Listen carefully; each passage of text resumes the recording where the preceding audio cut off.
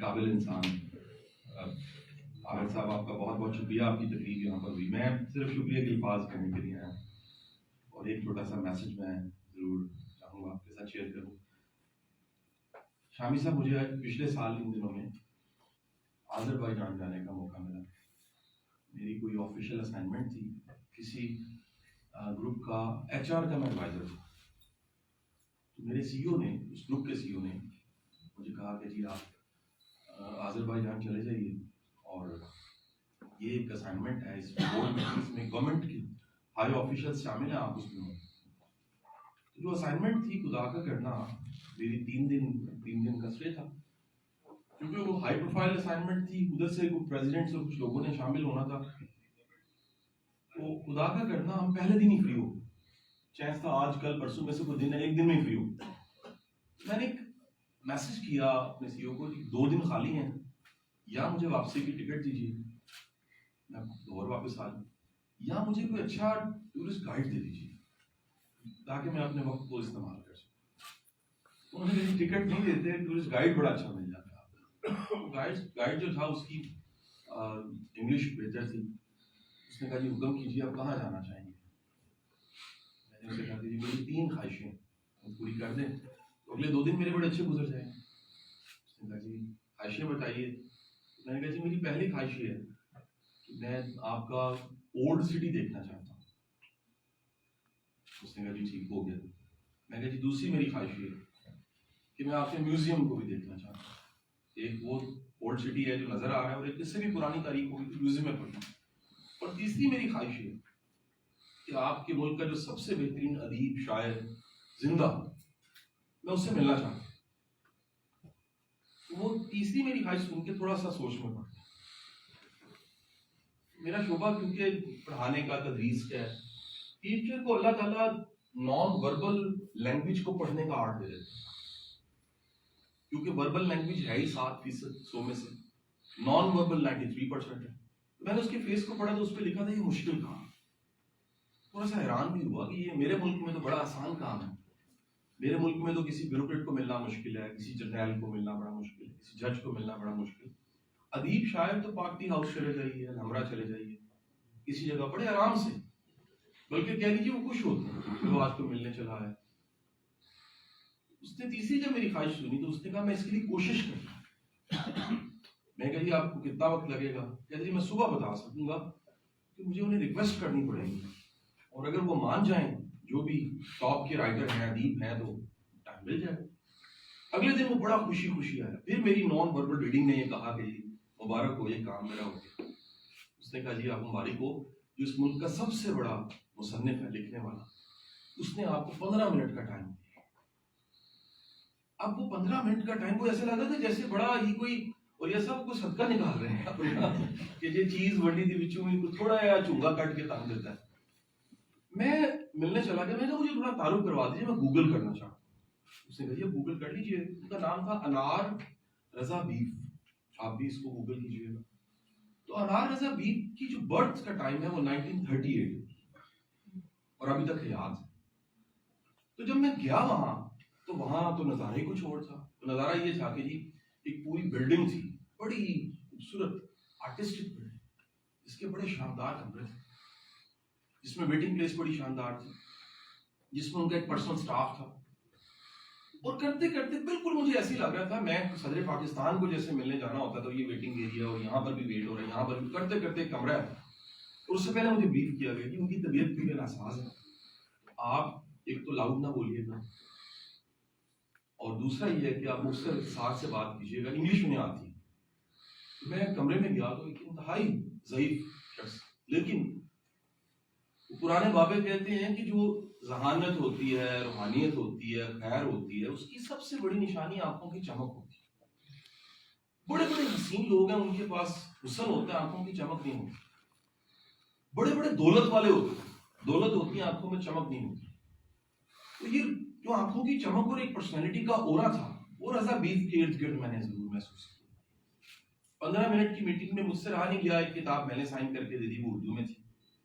انہوں نے اپنی کتاب جو انگلش میں ٹرانسلیشن تھی وہ مجھے پیش کی. انہوں نے کہا کہ جب 1992 میں رشیا کے ساتھ ہمارے چیلنج چل رہے تھے تو اس ٹائم پہ میں نے اس کتاب کو 15 منٹ بعد میں الٹے قدم ادب محبت سے باہر نکلا تو میں نے اپنے اس گائیڈ کو پوچھا کہ یہ سارا پروٹوکول یہ سب چیزیں پرائیویٹ تھیں ساری؟ ان کا نہیں، یہ اسٹیٹ نے دی ہوئی تھی. یہ اسٹیٹ جو ہے اپنے لکھنے پڑھنے والوں کی اس طرح سے تکریم کرتی ہے کہ ان کا بڑھاپا بھی آباد ہوتا ہے، اور ان کے بڑھاپے میں ان کو کسی اخبار میں اشتہار نہیں دینا پڑتا کہ میں فنکار ہوں اور میرے گردوں کا علاج ہے اور کوئی میرا علاج کروا دے. ان کے پروٹوکول صدر کے برابر ہوتا ہے.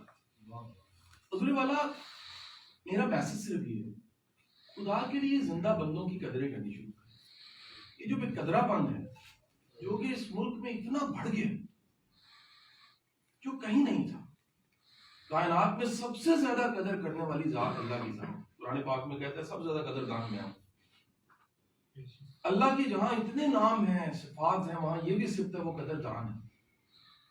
اور اگر آپ ایمان اور کفر بالکل 180 الٹ ہے تو اس میں بے قدرہ پن آ جاتا ہے.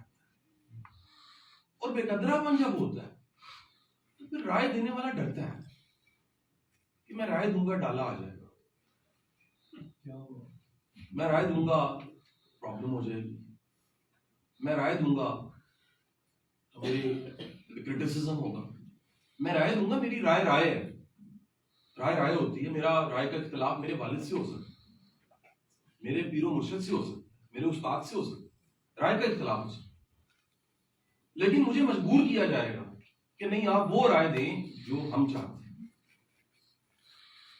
اور وہ ہم کوئی بھی ہو سکتے ہیں، وہ ڈالے والے بھی ہو سکتے ہیں اور جیل والے بھی ہو سکتے ہیں. تو میری آپ سے گزارش ہے کہ خدا کے لیے یہ زندہ بندوں کی قدردانی شروع کیجیے. پھولوں پہ جتنے پھل ہم دوسروں کو کھلاتے ہیں کاش اس بابے کو کھلاتے جس کی قبر کی مٹی ابھی گیلی ہوتی، وہ 2-4 دن زیادہ جی لیتا. کاش ہم یہ محبتیں بعد میں جو کہتے ہیں بڑا بڑا بندہ سی، کمال سی، او ہو کل امجد صاحب کی برسی تھی، دوسری برسی تھی، اور بڑے واقعات ہیں میرے پاس بھی، محبت تھی مجھے ان سے. لیکن کیا زندگی میں ہم کسی کو مانتے ہیں، ایڈمٹ کرتے ہیں؟ کل کی تقریب میں بڑے بڑے لوگ بات کر رہے تھے، مجھے سر وہ ایونٹ یاد آ گیا جو آپ نے کبھی ارینج کیا تھا جب ان کو ترکی سے ایوارڈ ملا تھا. ترکی سے ایوارڈ ملا اور شاہ صاحب نے وہ تقریب رکھی، میں بھی وہاں چند لمحوں کے لیے مقرر تھا. اور یہ سب مجھے آج بھی یاد ہے، اس رات 10:15 پہ کال آئی اور 12:17 2 گھنٹے 2 منٹ کی کال، حسد پہ مبنی ایک معروف شخص کی کال جس کی 40 کتاب. اور وہ میں اسے بار بار کہوں وہ قائل کرنے لگ پڑا یہ جھوٹا انعام ملے، اصلی انعام نہیں ہے. یعنی جس طرح سے کہنے یہ کھلونا پلاسٹک کا ہے، چائنا کا ہے، کہتے نہیں یہ نہیں ہے، انعام ہی نہیں اصلی.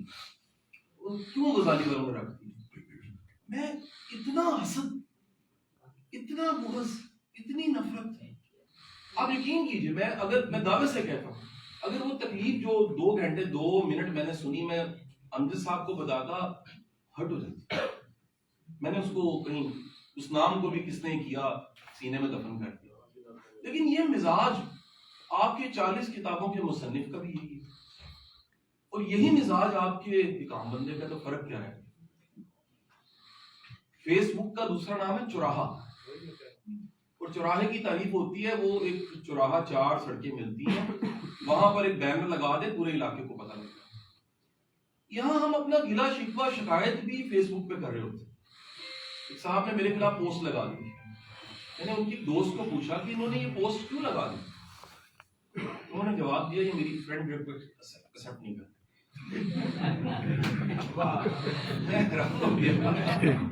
میرا جرم صرف اتنا ہے کہ میں نے فرینڈ ریکویسٹ ایکسپٹ نہیں کی، انہوں نے پوسٹ لگا دی.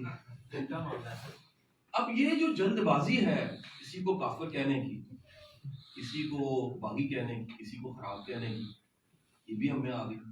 سو میری آج کی تقریب میں صرف اتنی درخواست ہے کہ جو زندہ ہیں، جو کام کرنے والے ہیں، جو کنٹریبیوٹرز ہیں، 19 توپوں کی سلامی ہم مرنے پہ دیتے ہیں. کیا آپ میں سے باقاعدہ طور پہ کسی نے عیدی صاحب کو جا کے سلام کیا کہ آپ نے بڑا کام کیا؟ میں یونیورسٹی پڑھاتا تھا، شامی صاحب میں بچوں کو کہتا تھا اسائنمنٹ کے لیے بانو آپا کو جا کے ملو. ایک دن بانو آپا کی کال آ، پنجابی میں کہنے لگی پتر نہ بھیجا. میں بڑا حیران ہوا کہ ہم 121 ماڈل ٹاؤن سے ہم نے پکوڑے کھائے ہیں، باداموں والا کیک کھایا، کافی پیے، چائے پیے، تو بانو آپا نے مجھے کیوں کہہ دیا کہ ان کے پتر نے میری کتاباں نہیں پڑھی ہوں گی، سیلفیاں لے کے ٹر جاتے ہیں۔ یہ ایک عجب قوم آدمی جی، ان کو فیمس بندے کا نام صرف تھوڑی دیر کے لیے چاہیے کہ میرے ساتھ ٹیگ ہو جائے، میں اونچا ہو جاؤں، اپنے پلے ککھ نہیں ہوتا، اپنے کھیسے میں ککھ نہیں ہوتا۔ اللہ آپ سب کا حامی و ناصر ہو، اور عامر صاحب کے لیے میری بہت سی دعائیں ہیں۔